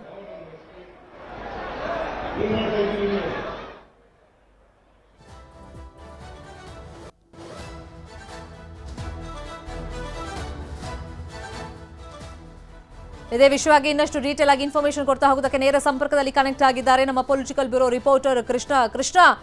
ಈ ಘಟನೆ ಆದಾಗ ಸಾರ್ವಜನಿಕವಾಗಿ ಒಂದಿಷ್ಟು ಆಕ್ಷೇಪಗಳು, ಆಕ್ರೋಶಗಳು, ಚರ್ಚೆಗಳು ವ್ಯಕ್ತವಾಗಿತ್ತು ಸಿದ್ದರಾಮಯ್ಯ ಅವರ ನಡೆ ಬಗ್ಗೆ. ಅಂದ್ರೆ ಅವರು ಇದೇ ರೀತಿ ನಡ್ಕೊಳ್ಳೋದು ಹೌದು, ಆದ್ರೆ ವೇದಿಕೆ ಮೇಲೆ ಒಬ್ಬ ಅಧಿಕಾರಿಯನ್ನ ಏಕವಚನದಲ್ಲಿ ಕರೀತಾರೆ, ಭದ್ರತೆ ವಿಷಯವಾಗಿ ಹೊಡೆದೇ ಬಿಡ್ತೀನಿ ಅನ್ನೋ ರೀತಿ ಕೈ ಎತ್ತುತ್ತಾರೆ ಅಂತ ಅಂದಾಗ ವಿರೋಧಗಳು ವ್ಯಕ್ತವಾಗಿತ್ತು. ಆ ಘಟನೆ ನಂತರ ಆ ವ್ಯಕ್ತಿ ಬಗ್ಗೆ ಯಾರು ಯೋಚನೆ ಮಾಡಿರಲಿಲ್ಲ. ಅಂದ್ರೆ ಮಾನಸಿಕವಾಗಿ ಎಷ್ಟು ಕುಗ್ಗಿ ಹೋಗಿದ್ದಾರೆ, ಕುಟುಂಬಸ್ಥರಿಗೆ ಯಾವ ತರ ಅವಮಾನ ಆಗಿದೆ ಅನ್ನೋ ಕುರಿತಂತೆ ಆ ಪತ್ರದಲ್ಲಿ ಅವರು ಏನು ಉಲ್ಲೇಖ ಮಾಡಿದ್ದಾರೆ, ಮತ್ತೆ ಇದೇ ವಿಷಯ ಈಗ ಬಿಜೆಪಿಗೆ ಯಾವ ತರ ಅಸ್ತ್ರ ಆಗಿದೆ, ಏನ್ ಆಗ್ರಹ ಮಾಡ್ತಾ ಇದ್ದಾರೆ ಬಿಜೆಪಿ ನಾಯಕರು? ಕೃಷ್ಣ. ಖಂಡಿತವಾಗ್ಲೂ ಶರ್ಮಿತಾ, ಏಪ್ರಿಲ್ 28ಕ್ಕೆ ನಡೆದಂತ ಈ ಒಂದು ಘಟನೆ ಮುಖ್ಯಮಂತ್ರಿಗಳು ಕೈ ಎತ್ತುವಂತ ನಿಟ್ಟಿನಲ್ಲಿ ಕೆಲಸವನ್ನ ಮಾಡಿದ್ರು. ಅದು ಎಲ್ಲೊಂದ್ ಕಡೆ ಕಪಾಳ ಮೋಕ್ಷ ಆಯಿತು ಅನ್ನೊಂದು ಪ್ರಯತ್ನ ಆಯಿತು ಅನ್ನೊಂದು ಚರ್ಚೆ ದೊಡ್ಡ ಮಟ್ಟದಲ್ಲಿ ಚರ್ಚೆ ಆದ ಸಂದರ್ಭದಲ್ಲಿ ಸಾರ್ವಜನಿಕ ವಲಯದಲ್ಲೂ ಕೂಡ ಮುಖ್ಯಮಂತ್ರಿಗಳ ನಡೆ ಸಾಕಷ್ಟು ಆಕ್ರೋಶಕ್ಕೆ ಕಾರಣವಾಗಿತ್ತು. ಸತತ 1.5-2 ತಿಂಗಳ ಬಳಿಕವಾಗಿ ಆ ಅಧಿಕಾರಿ ಈಗ ಮನನೊಂದು ಎಲ್ಲೋ ಒಂದ್ ಕಡೆ ಈಗ ರಾಜೀನಾಮೆ ಪತ್ರವನ್ನು ಬರೆದಿರುವಂತದ್ದು. ಗೃಹ ಇಲಾಖೆ ಪ್ರಧಾನ ಕಾರ್ಯದರ್ಶಿ ಅದರ ಜೊತೆಗೆ SP ಗೂ ಕೂಡ ಪತ್ರವನ್ನು ಬರೆದಿರುವ ಮುಖಾಂತರವಾಗಿ ನಾನು ಸ್ವಯಂ ನಿವೃತ್ತಿಯನ್ನ ಘೋಷಣೆಯನ್ನು ತೆಗೆದುಕೊಳ್ತಾ ಇದ್ದೇನೆ ಅನ್ನೋ ನಿರ್ಧಾರವನ್ನು ಕೂಡ ಮಾಡಿರುವಂತದ್ದು. ಬಹುಶಃ ಅವರ ಕುಟುಂಬಸ್ಥರು ಪದೇ ಪದೇ ಅಂದ್ರೆ ಮನೆಗೆ ಹೋದಂತ ಸಂದರ್ಭದಲ್ಲಿ ಆ ಪತ್ರದಲ್ಲಿ ಸ್ಪಷ್ಟವಾಗಿ ಉಲ್ಲೇಖವನ್ನು ಮಾಡಿದ್ದಾರೆ. ಮುಖ್ಯಮಂತ್ರಿಗಳು ಅಲ್ಲಿದ್ದಂತಹ ಸಂದರ್ಭದಲ್ಲಿ ಅಂದ್ರೆ ಭದ್ರತೆ ವಿಚಾರವಾಗಿ ಮುಖ್ಯಮಂತ್ರಿಗಳು ಕರೆದ್ರು, ಆಗ ನಾನು ಹೋದೆ. ಆದ್ರೆ ಮುಖ್ಯಮಂತ್ರಿಗಳು ಏಕಾಏಕಿ ಕೈಯನ್ನ ಒಡೆಯೋದಕ್ಕೆ ಬಂದ್ರು. ಆದ್ರೆ ನಾನು ಅಲ್ಲಿ ಪ್ರಶ್ನೆ ಮಾಡೋಕೆ ಹೋದಂತ ಸಂದರ್ಭದಲ್ಲಿ ಮಾಡೋಕೆ ಹೋದ್ರೆ ಇಲ್ಲೊಂದ್ ಕಡೆ ಮುಖ್ಯಮಂತ್ರಿಗಳು ಮುಜುಗರ ಆಗುತ್ತೆ ಅನ್ನೋ ಕಾರಣಕ್ಕೋಸ್ಕರವಾಗಿ ನಾನು ಸೈಲೆಂಟ್ ಆದೆ. ಅದಾದ ನಂತರವಾಗಿ SP ಅಧಿಕಾರಿಗಳು, SPM ಮಟ್ಟದ ಅಧಿಕಾರಿ ಯಾರು ಕೂಡ ವೇದಿಕೆಗೆ ಬರಲಿಲ್ಲ. ಆಗ ನಾನು ಹೋಗ್ಬೇಕಾಗಿತ್ತು. ಅದಾದ ನಂತರವಾಗಿ ಯಾವುದೇ ಅಧಿಕಾರಿ ಆಗಿರ್ಬೋದು ಮತ್ತೆ ಮುಖ್ಯಮಂತ್ರಿಗಳು ಸಂಬಂಧಪಟ್ಟಂತ ಸಚಿವರು ಮತ್ತೆ ಶಾಸಕರು ಯಾರು ಕೂಡ ನನ್ನ ಸಂಪರ್ಕ ಮಾಡಿ ಸಮಾಧಾನ ಪಡಿಸುವ ನಿಟ್ಟಿನಲ್ಲಿ ಕೂಡ ಮುಂದಾಗಿಲ್ಲ. ಮತ್ತೆ ನಮ್ಮ ಇಲಾಖೆ ಅಧಿಕಾರಿಗಳು ಕೂಡ ನನ್ನನ್ನ ಎಲ್ಲೊಂದ್ ಕಡೆ ಸಮಾಧಾನ ಪಡಿಸುವ ನಿಟ್ಟಿನಲ್ಲಿ ಕೂಡ ಮುಂದಾಗಿಲ್ಲ. ಆ ಕಾರಣಕ್ಕೋಸ್ಕರವಾಗಿ ಎಲ್ಲೇ ಹೋದ್ರು ಕೂಡ ತಮ್ಮ ಆಪ್ತರು ಮತ್ತೆ ಜನರು ಎಲ್ಲರೂ ಕೂಡ ಪ್ರಶ್ನೆಯನ್ನ ಮಾಡ್ತಾ ಇದ್ರು. ಅದಕ್ಕೋಸ್ಕರವಾಗಿ 31 ವರ್ಷ ಸೇವೆಯನ್ನು ಸಲ್ಲಿಸಿದ್ದೇನೆ, ಆ ಒಂದು ಸೇವೆ ಸಲ್ಲಿಸಿರುವಂತಹ ಒಂದು ಕೀರ್ತಿಗೆ ಇದೇ ಒಂದು ಕೀರ್ತಿ ಅನ್ನೋ ಒಂದು ಪ್ರಸ್ತಾಪವನ್ನು ಕೂಡ ಮಾಡಿರುವಂತದ್ದು. ಅದ್ರ ಜೊತೆಗೆ ಎಲ್ಲೋ ಒಂದ್ ಕಡೆ ತನಗೆ ನ್ಯಾಯ ಅಂದ್ರೆ ನಾನು ಕಾಕಿ ಬಟ್ಟೆಯನ್ನು ಹಾಕಿ ಎಲ್ಲೋ ಒಂದ್ ಕಡೆ ಜನರಿಗೆ ನ್ಯಾಯ ಕೊಡಿಸಬೇಕು ಅಂತದ್ರಲ್ಲಿ ನನಗೆ ಈಗ ನ್ಯಾಯ ಮುಖ್ಯಮಂತ್ರಿಗಳಿಂದ ಸಿಕ್ಕಿಲ್ಲ. ಅಂತದ್ರಲ್ಲಿ ನಾನು ಇಲಾಖೆಯಲ್ಲಿದ್ದು ಏನ್ ಪ್ರಯೋಜನ ಅನ್ನೊಂದು ಮನನೊಂದು ಒಂದಷ್ಟು ಅಂಶಗಳನ್ನು ಕೂಡ ಪ್ರಸ್ತಾಪವನ್ನು ಮಾಡಿದ್ದಾರೆ. ಯಾವಾಗ ಪ್ರಸ್ತಾಪ ಆಗಿ ಈ ಒಂದು ಪತ್ರ ದೊಡ್ಡ ಮಟ್ಟದ ಚರ್ಚೆ ಆಗ್ತಾವ, ಈಗ ದೊಡ್ಡ ಮಟ್ಟದಲ್ಲಿ ಈ ಒಂದು ಪತ್ರ ರಾಜಕೀಯದಲ್ಲಿ ಒಂದು ರೀತಿ ಜಟಾಪಟಿಗೆ ಕೂಡ ಕಾರಣವಾಗಿರುವಂತದ್ದು. ಯಾವಾಗ ಮುಖ್ಯಮಂತ್ರಿಗಳು ಈ ಒಂದು ನಡೆಯನ್ನು ತೋರಿದ್ರು, ಆಗ ಅಧಿಕಾರಿ ಈ ಮನನೊಂದಿರತಕ್ಕಂಥ ಅಧಿಕಾರಿ ಮಾತಾಡಿರಲಿಲ್ಲ. ಬದಲಾಗಿ ಮುಖ್ಯಮಂತ್ರಿಗಳ ನಡೆ ಸಾರ್ವಜನಿಕ ವಲಯದಲ್ಲಿ ದೊಡ್ಡ ಮಟ್ಟದಲ್ಲಿ ಟೀಕೆಗೆ ವ್ಯಕ್ತವಾಗಿತ್ತು. ಈಗ ಯಾವಾಗ ಪತ್ರ ಈಗ ರಾಜೀನಾಮೆ ಪತ್ರವನ್ನು ಬರೆದಿದ್ದಾರೋ ಆ ಅಧಿಕಾರಿಯ ಪರವಾಗಿ ಈಗ ಬಿಜೆಪಿ ನಾಯಕರು ಮತ್ತೆ JDS ನಾಯಕರು ಪರವಾಗಿ ನಿಲ್ಲೋದ್ರ ಮುಖಾಂತರವಾಗಿ ಮುಖ್ಯಮಂತ್ರಿಗಳ ರಾಜೀನಾಮೆಗೆ ಈಗ ಈಗಾಗಲೇ ಕೇಳ್ತಾ ಇರುವಂತದ್ದು. ಒಂದ್ ಕಡೆ ಬಸನಗೌಡ ಪಾಟೀಲ್ ಯತ್ನಾಳ್ ಕೂಡ ರಾಜೀನಾಮೆಗೆ ಕೇಳ್ತಾ ಇರುವಂತದ್ದು. ಮತ್ತೆ ಬಿಜೆಪಿಯ ಹಿರಿಯ ನಾಯಕರು ಕೂಡ ಇಲ್ಲೊಂದ್ ಕಡೆ ಈ ಸರ್ಕಾರ ಯಾವ ರೀತಿಯಾಗಿ ಅಧಿಕಾರಿಗಳನ್ನ ನಡೆಸ್ಕೊಳ್ತಾ ಇದೆ ಅನ್ನೋ ಒಂದು ಟೀಕೆಯನ್ನು ಕೂಡ ಈಗಾಗಲೇ ವ್ಯಕ್ತಪಡಿಸಿರುವಂತದ್ದು. ಕಳೆದ ಹಲವು ದಿನಗಳನ್ನು ಕೂಡ ಕಾಂಗ್ರೆಸ್ ಸರ್ಕಾರ ಬಂದ ನಂತರವಾಗಿ ಅಧಿಕಾರಿಗಳಿಗೆ ಅಂದ್ರೆ ಸರ್ಕಾರದಲ್ಲಿರತಕ್ಕಂಥ ಅಧಿಕಾರಿಗಳಿಗೆ ಬೆಲೆ ಇಲ್ಲ, ಮತ್ತೆ ಅಧಿಕಾರಿಗಳು ಭ್ರಷ್ಟಾಚಾರಕ್ಕೆ ಸಿಲುಕೋ ಎಲ್ಲೊಂದ್ ಕಡೆ ಸಚಿವರು ಶಾಸಕರು ತಪ್ಪು ಮಾಡಿದ್ರು ಕೂಡ ಅದನ್ನು ಅಧಿಕಾರಿಗಳ ಮೇಲೆ ತಾಕುವಂತ ನಿಟ್ಟಿನಲ್ಲಿ ಕೂಡ ಮುಂದಾಗ್ತಾ ಇದ್ರು. ಮತ್ತೆ ಇಲ್ಲೊಂದ್ ಕಡೆ ಅಧಿಕಾರಿಗಳು ಆತ್ಮಹತ್ಯೆ ಅಂತ ಪ್ರಕರಣಗಳು ಕೂಡ ಅಂದ್ರೆ ವಾಲ್ಮೀಕಿ ಅಭಿವೃದ್ಧಿ ನಿಗಮದಲ್ಲಿ ಕೂಡ ಚಂದ್ರಶೇಖರ್ ಅನ್ನುವಂತ ಅಧಿಕಾರಿ ಕೂಡ ಆತ್ಮಹತ್ಯೆ ಮಾಡ್ಕೊಂಡಿದ್ರು. ಈ ಒಂದು ಪ್ರಕರಣವನ್ನ ಇಲ್ಲೊಂದ್ ಕಡೆ ರಾಜ್ಯದ ಬಿಜೆಪಿ ನಾಯಕರು ದೊಡ್ಡ ಮಟ್ಟದ ಪ್ರಸ್ತಾಪನ ಮಾಡಿದ್ರು. ಈಗ ಅಧಿಕಾರಿ ಅಂದ್ರೆ ಎಎಸ್ಪಿ ಅಧಿಕಾರಿ ಅಂದ್ರೆ ಉನ್ನತ ಮಟ್ಟದ ಅಧಿಕಾರಿನೇ ಈಗ ರಾಜೀನಾಮೆ ಬರೆದಿರುವಂತ ವಿಚಾರದಲ್ಲಿ ಎಲ್ಲೊಂದ್ ಕಡೆ ಅಧಿಕಾರಿಯ ಪರವಾಗಿ ನಿಂತ್ಕೊಳ್ಳೋದ್ರ ಮುಖಾಂತರವಾಗಿ ಮುಖ್ಯಮಂತ್ರಿಗಳ ನಡೆಯನ್ನ ಪ್ರಶ್ನೆಯನ್ನ ಮಾಡ್ತಾ ಇದ್ದಾರೆ. ಆದ್ರೆ ಇಷ್ಟೆಲ್ಲ ಪ್ರಶ್ನೆ ನಡುವೆ ಎಲ್ಲ ಒಂದ್ ಕಡೆ ಸಂಬಂಧಪಟ್ಟಂತ ಮುಖ್ಯಮಂತ್ರಿಗಳು ಇದಕ್ಕೆ ಒಂದ್ ರೀತಿ ಸ್ಪಷ್ಟನೆ ಕೊಡುವಂತದ್ದಾಗಿರಬಹುದು, ಮತ್ತೆ ಅಧಿಕಾರಿಯ ಸಮಾಧಾನ ಪಡಿಸುವಂತ ನಿಟ್ಟಿನಲ್ಲಿ ಮುಖ್ಯಮಂತ್ರಿಗಳು ಮುಂದಾಗಿಲ್ಲ. ಬದಲಾಗಿ ಮುಖ್ಯಮಂತ್ರಿಗಳ ಪರವಾಗಿರತಕ್ಕಂಥ ಸಚಿವ ಎಂ ಬಿ ಪಾಟೀಲ್ ಅವರು ಸಮರ್ಥನೆ ಮಾಡ್ಕೊಂಡಿದ್ದಾರೆ. ಮುಖ್ಯಮಂತ್ರಿಗಳು ಅಲ್ಲಿ ಎಲ್ಲೂ ಕೂಡ ಬರೀ ಅಂತ ಗದರಿದರೆ ವಿನಃ ಎಲ್ಲ ಒಂದ್ ಕಡೆ ಅವ್ರನ್ನ ಒಡೆಯುವಂತ ನಿಟ್ಟಿನಲ್ಲಿ ಅಥವಾ ಕಪಾಲ ಮೋಕ್ಷ ಮಾಡುವಂತ ನಿಟ್ಟಿನಲ್ಲಿ ಮುಂದಾಗಿಲ್ಲ ಅನ್ನೋ ಹೇಳಿಕೆಯನ್ನು ಕೊಟ್ಟಿದ್ದಾರೆ. ಬಹುಶಃ ಬರುವಂತ ದಿನಗಳಲ್ಲಿ ಇದು ಮತ್ತಷ್ಟು ದೊಡ್ಡ ಮಟ್ಟದಲ್ಲಿ ಸಂಘರ್ಷಕ್ಕೂ ಕೂಡ ಎಡೆ ಮಾಡಿಕೊಡುವಂತ ಸಾಧ್ಯತೆ ಇದೆ. ಈಗಾಗಲೇ ಸರ್ಕಾರದಲ್ಲಿ ಎಲ್ಲೊಂದ್ ಕಡೆ ಅಧಿಕಾರಿಗಳಿಗೆ ಸೂಕ್ತವಾಗಿ ನಡೆಸ್ಕೊಳ್ತಾ ಇಲ್ಲ ಅನ್ನೋ ಮಾತುಗಳು ಕೂಡ ಕೇಳಿ ಬರ್ತಿರುವಂತಹ ಸಂದರ್ಭದಲ್ಲಿ ಈಗ ಅಧಿಕಾರಿ ಈ ರೀತಿಯಿಂದ ಪತ್ರ ಬರೆದಿರುವಂತಹ ಸಂದರ್ಭದಲ್ಲಿ ದೊಡ್ಡ ಮಟ್ಟದ ಹೋರಾಟ ಮಾಡುವಂತ ನಿಟ್ಟಿನಲ್ಲಿ ಕೂಡ ಬಿಜೆಪಿ ನಾಯಕರು ಈಗಾಗಲೇ ಕಾರ್ಯತಂತ್ರವನ್ನು ರೂಪಿಸಿರುವಂತದ್ದು. ಶರ್ಮಿತಾ, ಚಿನ್ನಸ್ವಾಮಿ ಕ್ರೀಡಾಂಗಣದಲ್ಲಿ ಆರ್ಸಿಬಿ ವಿಜಯೋತ್ಸವದ ಸಂದರ್ಭದಲ್ಲಿ ಆದಂತಹ ಕಾಲ್ತುಳಿತ ಪ್ರಕರಣ ಸಂಬಂಧ ಐಪಿಎಸ್ ಅಧಿಕಾರಿಗಳನ್ನ ಸರ್ಕಾರ ಅಮಾನತು ಮಾಡಿತ್ತು. ಈ ಅಮಾನತು ಆದೇಶವನ್ನ ಪ್ರಶ್ನಿಸಿ ಐಪಿಎಸ್ ವಿಕಾಸ್ ಅವರು ಸಿಎಟಿ ಮೊರೆ ಹೋಗಿದ್ರು. ಅಲ್ಲಿ ಅಮಾನತನ್ನ ರದ್ದು ಮಾಡಲಾಗಿತ್ತು, ಆದೇಶವನ್ನ ನೀಡಲಾಗಿತ್ತು. ಇದನ್ನ ಪ್ರಶ್ನೆ ಮಾಡಿ ಮೇಲ್ಮನವಿಯನ್ನ ರಾಜ್ಯ ಸರ್ಕಾರ ಹೈಕೋರ್ಟ್ನಲ್ಲಿ ಅರ್ಜಿಯನ್ನು ಸಲ್ಲಿಸಿತ್ತು. ಅರ್ಜಿ ವಿಚಾರಣೆ ನಿನ್ನೆಯಿಂದಲೂ ಕೂಡ ನಡೀತಾ ಇತ್ತು. ವಾದ ಪ್ರತಿವಾದ ತೀವ್ರವಾಗಿ ನಡೀತಾ ಇತ್ತು. ಅಂದರೆ ಸಿಎಟಿಯಲ್ಲಿ ಅಮಾನತು ಆದೇಶವನ್ನ ಏನು ವಜಾ ಮಾಡಲಾಗಿತ್ತು, ರದ್ದು ಮಾಡಲಾಗಿತ್ತು, ಅದನ್ನು ಪ್ರಶ್ನಿಸಿ ಸರ್ಕಾರ ಮೇಲ್ಮನವಿಯನ್ನು ಸಲ್ಲಿಸಿತ್ತು. ವಾದ ಪ್ರತಿವಾದದ ಸಂದರ್ಭದಲ್ಲಿ ಸಾಕಷ್ಟು ಪ್ರಶ್ನೆಗಳನ್ನು ಹೈಕೋರ್ಟ್ನ ಪೀಠ ಮಾಡಿದೆ. ಅಮಾನತು ಮಾಡಲೇಬೇಕಿತ್ತ ಅಂತೇಳಿ ಹೈಕೋರ್ಟ್ ಕೇಳಿದೆ. ಅಂದರೆ ವರ್ಗಾವಣೆ ಮಾಡಬಹುದಾಗಿತ್ತಲ್ವಾ, ಅಮಾನತು ಯಾಕೆ ಅಂತೆಲ್ಲ ಪ್ರಶ್ನೆಯನ್ನ ಮಾಡಿತ್ತು. ಇನ್ನು ಸಿಎಟಿ ಆದೇಶಕ್ಕೆ ತಡೆಯನ್ನ ನೀಡೋದಕ್ಕೆ ಎಜಿ ಶಶಿಕಿರಣ್ ಮನವಿಯನ್ನ ಮಾಡಿಕೊಂಡಿದ್ದಾರೆ. ಅಧಿಕಾರಿಗಳ ಅಮಾನತು ಮಾನ್ಯ ಮಾಡಬೇಕು ಅಂತ ಹೇಳಿ ಪೀಠದ ಮುಂದೆ, ಹೈಕೋರ್ಟ್ನ ಮುಂದೆ ಮನವಿಯನ್ನ ಮಾಡಿಕೊಂಡಿದ್ರು. ಸದ್ಯಕ್ಕೆ ವಾದ ಪ್ರತಿವಾದ ನಿನ್ನೆ ಇವತ್ತು ಆಲಿಸಿದಂತ ನ್ಯಾಯಪೀಠ ವಿಚಾರಣೆಯನ್ನ ಜುಲೈ 9ಕ್ಕೆ ಮುಂದೂಡಿಕೆ ಮಾಡಿದೆ. ಜೊತೆಗೆ ಅಧಿಕಾರಿಗಳ ಮೇಲೆ ಬಲವಂತವಾಗಿ ಯಾವುದೇ ಕ್ರಮಗಳನ್ನ ಕೈಗೊಳ್ಳಬಾರದು ಅಂತಾನೂ ಕೂಡ ಪೀಠ ಸ್ಪಷ್ಟವಾಗಿ ಹೇಳಿದೆ. ಅಧಿಕಾರಿಗಳನ್ನ ಬಿಟ್ಟು ಆರ್ಸಿಬಿ ಪರ ಹಾಗಾದ್ರೆ ಸರ್ಕಾರ ನಿಂತುಕೊಳ್ತಾ ಇತಿಹಾಸದಲ್ಲಿ ಇದೆ ಮೊದಲ ಬಾರಿಗೆ ಇಂತಹ ಘಟನೆ ನಡೆದಿರೋದು. ತನ್ನದೇ ಇಲಾಖೆ ವಿರುದ್ಧ ರಾಜ್ಯ ಸರ್ಕಾರ ವಾದವನ್ನ ಮಾಡ್ತಾ ಇದೆಯಾ? ಹಾಗಾದ್ರೆ ಈಗ ಮೇಲ್ಮನವಿಗೆ ಯಾವ ಗ್ರೌಂಡ್ಸ್ ಮೇಲೆ ಹೋಗುತ್ತೆ ಅನ್ನುವಂಥ ಒಂದಿಷ್ಟು ಕುತೂಹಲ ಇದ್ದೇ ಇತ್ತು. ಅಂದ್ರೆ ಅಧಿಕಾರಿಗಳ ಮೇಲೆ ಇಷ್ಟು ಜಿದ್ ಯಾಕೆ? ಸೊ ಈ ಥರದೆಲ್ಲ ಪ್ರಶ್ನೆಗಳು ಉದ್ಭವವಾಗಿತ್ತು. ಇದೇ ವಿಷಯವಾಗಿ ಇನ್ನಷ್ಟು ಡೀಟೇಲ್ ಆಗಿ ಇನ್ಫಾರ್ಮೇಶನ್ ಕೊಡ್ತಾ ಹೋಗೋದಕ್ಕೆ ಫೋನ್ ಸಂಪರ್ಕದಲ್ಲಿ ಕನೆಕ್ಟ್ ಆಗಿದ್ದಾರೆ ನಮ್ಮ ರಿಪೋರ್ಟರ್ ಮಂಜು ಆರ್ಯ. ಈಗ ಐಪಿಎಸ್ ಅಧಿಕಾರಿಗಳ ಅಮಾನತು ಪ್ರಶ್ನಿಸಿ ಅದರಲ್ಲೂ ಪ್ರಮುಖವಾಗಿ ವಿಕಾಸ್ ಅವರು ಸಿಎಟಿ ಮೊರೆ ಹೋಗಿದ್ರು. ಸೊ ಅಲ್ಲಿನ ಒಂದು ಆದೇಶವನ್ನ ಪ್ರಶ್ನಿಸಿ ರಾಜ್ಯ ಸರ್ಕಾರ ಹೈಕೋರ್ಟ್ ಮೊರೆ ಹೋಗಿತ್ತು. ವಾದ ಪ್ರತಿವಾದ ಹೆಂಗಾಯ್ತು? ಈಗ ಪೀಠ ಏನೆಲ್ಲ ಪ್ರಶ್ನೆಯನ್ನ ಮಾಡಿದೆ ಸರ್ಕಾರಕ್ಕೆ? ಶ್ರೀಮಿತಾ, ಚಿನ್ನಸ್ವಾಮಿ ಕಾಲ್ತುಳಿತ ಪ್ರಕರಣದಲ್ಲಿ ಸರ್ಕಾರ 3 ಜನ ಐಪಿಎಸ್ ಅಧಿಕಾರಿಗಳನ್ನ ಅಮಾನತು ಮಾಡಿತ್ತು. ಆ 3 ಜನರಲ್ಲಿ ಕೇವಲ ವಿಕಾಸ್ ಮಾತ್ರ ಸಿಎಟಿಯ ಮೊರೆ ಹೋಗಿದ್ರು. ಸಿಎಟಿ ಕೂಡ ಅಷ್ಟೇ ಕಳೆದ 3-4 ದಿನಗಳಿಂದ ಒಂದು ಆದೇಶವನ್ನ ಕೊಡ್ತೇನೆ, ಸರ್ಕಾರ ಮಾಡಿದಂತ ಅಮಾನತನ್ನ ಅವರು ಒಂಥರ ರಿಜೆಕ್ಟ್ ಮಾಡ್ತಾರೆ. ಈ ಬೆನ್ನಲ್ಲೇ ಮತ್ತೊಂದು ಕಡೆ ಸರ್ಕಾರ ಕೂಡ ಅಷ್ಟೇ ಹೈಕೋರ್ಟ್ನ ಮೊರೆ ಹೋಗುತ್ತೆ. ಸಿಎಟಿಯ ಆದೇಶವನ್ನ ರದ್ದು ಮಾಡುವಂತೆ ಮತ್ತು ಅದಕ್ಕೆ ಸ್ಟೇ ಕೊಡುವಂತೆ ಹೈಕೋರ್ಟ್ನ ಮೊರೆ ಹೋಗ್ತಾರೆ. ನಿನ್ನೆ ಕೂಡ ಅಷ್ಟೇ ಅರ್ಜಿ ವಿಚಾರಣೆ ಆರಂಭವಾಗುತ್ತೆ. ಸರ್ಕಾರದ ಪರವಾಗಿ ಶಶಿಕಿರಣ್ ಶೆಟ್ಟಿ ಅವರು ಕೂಡ ವಾದ ಮಾಡ್ತಾರೆ. ಈ ಒಂದು ಸಂದರ್ಭದಲ್ಲಿ ತುರ್ತಾಗಿ ಒಂದು ಅರ್ಜಿ ವಿಚಾರಣೆಯನ್ನು ಮಾಡುವಂತೆ ಕೂಡ ಈಗಾಗಲೇ ಹೇಳಿದ್ರು. ಆ ಒಂದು ಕಾರಣಕ್ಕೋಸ್ಕರ ಇವತ್ತು ಬೆಳಗ್ಗೆ 11 ಗಂಟೆಗೆ ಅರ್ಜಿ ವಿಚಾರಣೆಯನ್ನ ಮಾಡ್ತೀವಿ ಅಂತ ಹೈಕೋರ್ಟ್ ದ್ವಿಸದಸ್ಯ ಪೀಠ ಹೇಳಿತ್ತು. ಅದರಂತೆ ಇವತ್ತು 11 ಗಂಟೆಗೆ ಅರ್ಜಿ ವಿಚಾರಣೆ ಆಗುತ್ತೆ. ವಿಚಾರಣೆ ಆರಂಭದಲ್ಲೇ ಶಶಿಕಿರಣ್ ಶೆಟ್ಟಿ ಇವರಿಗೆ ಸಿಎಟಿಯ ಆದೇಶ ಬಂದಂತ ಬೆನ್ನಲ್ಲೇ ಸಮವಸ್ತ್ರದಲ್ಲಿ ಇವರು ಕಚೇರಿಗೆ ಹೋಗಿದ್ದಾರೆ. ಆ ಒಂದು ಕಾರಣಕ್ಕೋಸ್ಕರ ಇದಕ್ಕೆ ಸ್ಟೇ ಕೊಡ್ಬೇಕು ನೀವು, ಯಾಕಂದ್ರೆ ಸರ್ಕಾರದ ಆದೇಶವನ್ನ ಗೌರವಿಸಬೇಕು ಅನ್ನೋ ನಿಟ್ಟಿನಲ್ಲಿ ಕೂಡ ಅವರು ವಾದವನ್ನ ಮಾಡ್ತಾರೆ. ಈ ಒಂದು ಸಂದರ್ಭದಲ್ಲಿ ಪೀಠ ಕೂಡ ಅಷ್ಟೇ ಹೇಳುತ್ತೆ, ಯಾಕಂದ್ರೆ ಅಮಾನತು ಮಾಡುವಂತಹದ್ದು ಎಷ್ಟರ ಮಟ್ಟಿಗೆ ಸರಿಯಾಗಿತ್ತು, ಅಟ್ಲೀಸ್ಟ್ ವರ್ಗಾವಣೆನಾದ್ರೂ ಕೂಡ ಮಾಡಬಹುದಾಗಿತ್ತಲ್ಲ ಅನ್ನುವಂತ ಒಂದಷ್ಟು ಪ್ರಶ್ನೆಗಳನ್ನು ಕೂಡ ಅಷ್ಟೇ ಸರ್ಕಾರದ ಪರ ವಕೀಲರು ಕೇಳ್ತಾರೆ. ಈ ವೇಳೆಯಲ್ಲಿ ವಿಕಾಸ್ ಪರ ವಕೀಲರಾದಂತಹ ಧ್ಯಾನ್ ಚೆನ್ನಪ್ಪ ಅವರು ಕೂಡ ಅಷ್ಟೇ ಒಂದು ವಾದವನ್ನ ಮಾಡ್ತಾರೆ. ಈಗಾಗಲೇ ಸರ್ಕಾರ ಮಾಡಿರುವಂತಹದ್ದು ತಪ್ಪು, ಜೊತೆಗೆ ಈಗಾಗಲೇ ಸಿಎಟಿ ಕೂಡ ಅಷ್ಟೇ ಸರ್ಕಾರದ ಆದೇಶವನ್ನ ಅವರು ವಜಾ ಮಾಡಿದ್ದಾರೆ. ಆ ಒಂದು ಕಾರಣಕ್ಕೋಸ್ಕರನೇ ಅವರು ತಮ್ಮ ಸಮವಸ್ತ್ರವನ್ನ ಧರಿಸಿರುವಂತದ್ದು ಅನ್ನೋದನ್ನು ಕೂಡ ಅಷ್ಟು ವಾದ ಮಾಡ್ತಾರೆ. ವಾದ ಮತ್ತು ಪ್ರತಿವಾದವನ್ನ ಆಲಿಸಿದಂತಹ ಬಳಿಕ ಜುಲೈ 9ನೇ ತಾರೀಕು ಮತ್ತೆ ಅರ್ಜಿ ವಿಚಾರಣೆಯನ್ನ ಮಾಡೋಣ ಅಂತ ಹೇಳಿ ಈ ಒಂದು ವೇಳೆಯಲ್ಲಿ ಯಾವುದೇ ಬಲವಂತದ ಕ್ರಮವನ್ನು ಕೂಡ ಕೈಗೊಳ್ಳಬಾರದು ಅನ್ನುವಂತ ಒಂದು ಸೂಚನೆಯನ್ನು ಕೂಡ ಈಗಲ್ಲ ಹೈಕೋರ್ಟ್ ಸರ್ಕಾರಕ್ಕೆ ಕೊಟ್ಟಿರುವಂತಹದ್ದು. ಶರ್ಮಿತಾ, ದಕ್ಷಿಣ ಕನ್ನಡ ಭಾಗದಲ್ಲಿ ಮತ್ತೆ ಮಳೆ ಅಬ್ಬರ ಇದೆ. ಕಡಬ ತಾಲೂಕಿನಾದ್ಯಂತ ಅಬ್ಬರಿಸ್ತಾ ಇದೆ ವರುಣ. ಕಡಬ ಹಾಗೂ ಸುಳ್ಯದಲ್ಲಿ ಇವತ್ತು ಶಾಲಾ ಕಾಲೇಜುಗಳಿಗೆ ರಜೆಯನ್ನ ಘೋಷಣೆ ಮಾಡಲಾಗಿದೆ. ಇನ್ನು ಕರಾವಳಿ ಭಾಗದಲ್ಲಿ ಮಳೆ ಅಬ್ಬರ ಜೋರಾದ್ರೆ ಮತ್ತೆ ಹಲವಾರು ಭಾಗಗಳಲ್ಲಿ ಗುಡ್ಡ ಕುಸಿಯುವಂತ ಆತಂಕ ಎದುರಾಗ್ಬಿಡುತ್ತೆ. ಅದೇ ಆತಂಕ ಈಗ ಇದೆ. ನದಿ ತೀರ ಗುಡ್ಡದ ಪಕ್ಕದ ವಾಸಿಗಳಿಗೆ ಎಚ್ಚರಿಕೆಯನ್ನ ನೀಡಲಾಗಿದೆ. ಇನ್ನು ಸಮುದ್ರಕ್ಕೆ ಮೀನುಗಾರರು ಇಳಿಬಾರದು ಅಂತಾನೂ ಕೂಡ ಜಿಲ್ಲಾಡಳಿತ ಸೂಚನೆಯನ್ನ ಕೊಟ್ಟಿದೆ. ದಕ್ಷಿಣ ಕನ್ನಡ ಜಿಲ್ಲೆಯಾದ್ಯಂತ ಮಳೆ ಮತ್ತೆ ಅಬ್ಬರಿಸ್ತಾ ಇದೆ. ಕಡಬ ಸುಳ್ಯದಲ್ಲಿ ಇವತ್ತು ಶಾಲೆ ಕಾಲೇಜುಗಳಿಗೆ ಸ್ಥಳೀಯ ಆಡಳಿತ ರಜೆಯನ್ನ ಘೋಷಣೆ ಮಾಡಿದೆ. ಇನ್ನೊಂದು ಕಡೆ ಗುಡ್ಡ ಕುಸಿಯುವಂತ ಭೀತಿ ಎದುರಾಗಿದೆ. ಆಲ್ರೆಡಿ ಸೂಕ್ಷ್ಮ ಪ್ರದೇಶಗಳು ಅಂತೇಳಿ ಜಿಲ್ಲಾಡಳಿತ ಗುರುತಿಸಿಟ್ಟಿದೆ. ಮತ್ತೆ ನದಿ ಪಾತ್ರದ ಜನರು ಬಹಳ ಎಚ್ಚರಿಕೆಯಿಂದ ಈ ಸಂದರ್ಭದಲ್ಲಿ ಇರಬೇಕು ಅಂತ ಜಿಲ್ಲಾಡಳಿತ ಹೇಳಿದೆ.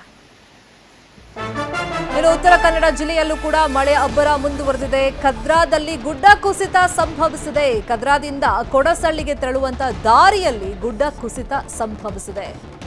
ಅದೃಷ್ಟವಶಾತ್ ಯಾವುದೇ ಸಾವು ನೋವು ಈ ಘಟನೆಯಿಂದ ಆಗಿಲ್ಲ. ಗುಡ್ಡ ಕುಸಿತದ ಹಿನ್ನೆಲೆಯಲ್ಲಿ ಕೊಡಸಳ್ಳಿ ಡ್ಯಾಂ ಸಿಬ್ಬಂದಿಗೆ ಸಂಚಾರಕ್ಕೆ ಸಮಸ್ಯೆ ಆಗ್ಬಿಟ್ಟಿದೆ. ಕುಸಿದ ಗುಡ್ಡ ತೆರವನ್ನ ಸಿಬ್ಬಂದಿ ಸದ್ಯಕ್ಕೆ ಮಾಡ್ತಾ ಇದ್ದಾರೆ. ದೃಶ್ಯಗಳಲ್ಲಿ ಗಮನಿಸ್ತಾ ಇದ್ದೀವಿ. ಇದು ಉತ್ತರ ಕನ್ನಡದ ಕದ್ರಾ. ಸೊ ರೋಡ್ ಮೇಲೆ ಆ ಗುಡ್ಡ ಕುಸಿತವಾಗಿದೆ. ರೋಡೇ ಆಕ್ಚುಲಿ ಕಾಣಿಸ್ತಾ ಇಲ್ಲ, ಅಷ್ಟರ ಮಟ್ಟಿಗೆ ಮುಚ್ಚೋಗಿದೆ. ಅಂದ್ರೆ ಈ ಸಂದರ್ಭದಲ್ಲಿ ಏನಾದರೂ ಅಲ್ಲಿ ವಾಹನಗಳು ಬರ್ತಾ ಇದ್ದಿದ್ರೆ ದೊಡ್ಡ ಮಟ್ಟದಲ್ಲಿ ಅನಾಹುತ ಸಂಭವಿಸ್ತಾ ಇತ್ತು. ಕಳೆದ ಬಾರಿ ಉತ್ತರ ಕನ್ನಡದ ಶಿರೂರಲ್ಲಿ ಆಯ್ತಲ್ಲ ಹಂಗೆ. ಬಟ್ ಈ ಸಂದರ್ಭದಲ್ಲಿ ಯಾವುದೇ ವಾಹನಗಳು ಅಲ್ಲಿ ಬರದೇ ಇರೋ ಕಾರಣ, ಸಂಚಾರ ಇಲ್ಲದೆ ಇರೋ ಕಾರಣ ದೊಡ್ಡ ಮಟ್ಟದಲ್ಲಿ ಸಾವು ನೋವು ಸಂಭವಿಸಿಲ್ಲ, ಅಲ್ಲಿ ಏನೂ ಆಗಿಲ್ಲ. ಇನ್ನು ಮಲೆನಾಡು ಭಾಗದಲ್ಲಿ ವಿಪರೀತವಾಗಿ ಮಳೆಯಾಗ್ತಿದೆ. ಹಿನ್ನೆಲೆಯಲ್ಲಿ ಹಾವೇರಿ ಜಿಲ್ಲೆಯಲ್ಲಿ ಅಲರ್ಟ್ ಘೋಷಣೆ ಮಾಡಲಾಗಿದೆ. ನದಿ ಪಾತ್ರದ ಜನರು ಎಚ್ಚರಿಕೆಯಿಂದ ಇರಬೇಕು. ಕೆಲವು ಕಡೆಗಳಲ್ಲಿ ಸೇತುವೆ ಜಲಾವೃತಗೊಂಡಿದೆ. ಅಂತಹ ಜಾಗದಲ್ಲಿ ಸೇತುವೆ ದಾಟೋಕೆ ದುಸ್ಸಾಹಸ ಬೇಡ ಅಂತೇಳಿ ಜಿಲ್ಲಾಡಳಿತ ಹೇಳಿದೆ. ಇನ್ನು ಡಂಗೂರ ಸಾರಿಸಿ ಎಚ್ಚರಿಕೆ ವಹಿಸೋದಕ್ಕೆ ಜಿಲ್ಲಾಡಳಿತ ಸೂಚನೆಯನ್ನ ಕೊಟ್ಟಿದೆ. ಇನ್ನು ಪಶ್ಚಿಮ ಘಟ್ಟದಲ್ಲಿ ಮಳೆ ಆರ್ಭಟ ಮುಂದುವರೆದಿದೆ. ಜುಲೈ ಮೊದಲ ವಾರದಲ್ಲೇ ಭರ್ತಿಯಾಗಿದೆ. ಬೆಳಗಾವಿ ತಾಲೂಕಿನ ರಾಕಸಕೊಪ್ಪ ಗ್ರಾಮದ ಹೊರವಲಯದಲ್ಲಿ ಇರುವಂತಹ ಡ್ಯಾಂನಿಂದ ಮಾರ್ಕಂಡೆಯ ನದಿಗೆ ನೀರನ್ನು ಬಿಡುಗಡೆ ಮಾಡಲಾಗಿದೆ. ಬೆಳಗಾವಿ ನಗರದ ಜೀವನಾಡಿ ಆಗಿದೆ ಈ ರಾಕಸಕೊಪ್ಪ ಡ್ಯಾಂ. ವರ್ಷವಿಡೀ ಬೆಳಗಾವಿ ನಗರದಲ್ಲಿನ 58 ವಾರ್ಡ್ಗಳಿಗೆ ಕುಡಿಯುವ ನೀರು ಈ ರಾಕಸಕೊಪ್ಪ ಡ್ಯಾಂ ಒದಗಿಸುತ್ತೆ.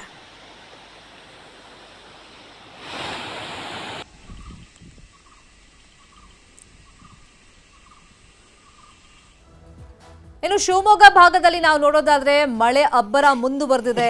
ಮುಳುಗಡೆ ಆಗುವತ್ತ ಪ್ರಸಿದ್ಧ ರಾಮ ಮಂಟಪ ಇದೆ. ತೀರ್ಥಹಳ್ಳಿಯ ತುಂಗಾ ನದಿಯ ತಟದಲ್ಲಿ ಈ ರಾಮ ಮಂಟಪ ಇದೆ. ಇನ್ನು ಆ ರಾಮ ಮಂಟಪ ಮುಳುಗೋದಕ್ಕೆ ಕೇವಲ ಇನ್ನೊಂದು 2 ಅಡಿ ಬಾಕಿ ಇದೆ. ಅವಧಿಗೂ ಮುನ್ನವೇ ಮುಳುಗುವಂತ ಹಂತಕ್ಕೆ ಈ ರಾಮ ಮಂಟಪ ತಲುಪಿದೆ. ರಾಮ ಮಂಟಪ ಮುಳುಗುವಂತ ದೃಶ್ಯವನ್ನು ನೋಡೋದಕ್ಕೆ ಸ್ಥಳೀಯರು ಬರ್ತಾ ಇದ್ದಾರೆ. ಅಂದ್ರೆ ಜೋರ್ ಮಳೆ ಬಂದಿದೆ ಅಂತಂದ್ರೆ ಅದಕ್ಕೊಂಥರ ಸಾಕ್ಷಿ. ಅಂದ್ರೆ ತೀರ್ಥಹಳ್ಳಿಲಿರುವಂತ ಈ ತುಂಗಾ ನದಿಯಲ್ಲಿರುವಂತ ರಾಮ ಮಂಟಪ ಮುಳುಗಿದೆ ಅಂದ್ರೆ ಪ್ರವಾಹ ಬಂದಿದೆ ಅಂತ ಅರ್ಥ. ಒಂಥರ ವಾಡಿಕೆ ತರ ಇದು ಮುಳುಗಿದ್ರೆ ಮಳೆಗಾಲದಲ್ಲಿ ಅದನ್ನ ಹೋಗಿ ನೋಡಬೇಕು. ಮಳೆ ಈ ಸತಿ ಜೋರಾಗಿ ಬಂದಿದೆ ಅಂತ ಆ ಭಾಗದಲ್ಲಿ ಜನರು ತಿಳ್ಕೊತಾರೆ.